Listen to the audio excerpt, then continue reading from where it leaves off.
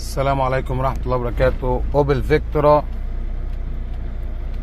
97. مشكلة في الفتيس، بتاخد المرشدين،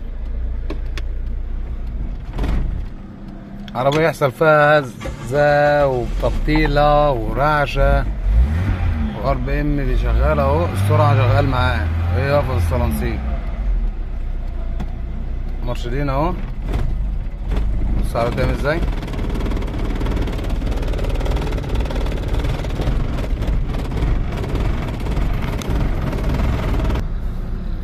شفت بقى في المرشدين العربية بتعمل ازاي.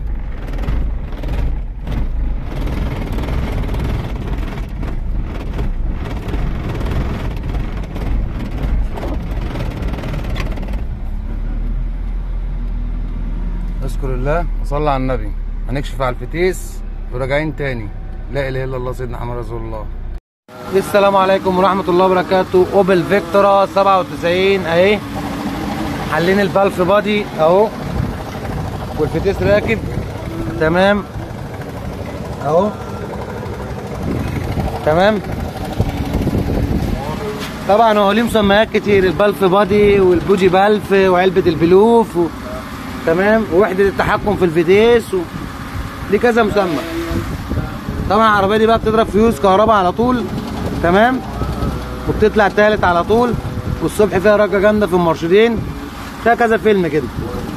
فده البودي بلف بتاعها حليناه، لقيناه متصور قبل كده تمام، ومتنضف قبل كده، كلام جميل. وكان الحساس ده راكب هنا وده راكب هنا، عدلناها وجربنا عربيه زي الزفت تمام. قسنا الحساسات كلها مظبوطه. فالمشكله جوه البودي بلف، عشان وهي بارده بتبقى عربيه غريبه، واول ما بتسخن العربيه بتبقى يعني تنفع تمشي بيها.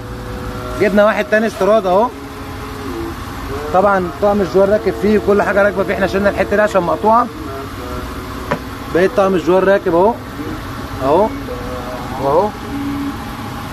ده بلف استيراد جبناه عشان نجربه في العربيه بامرك يا رب، وادعوا لنا بالتسهيل. اذكر الله وصلى على النبي. مستشفى العباسيه.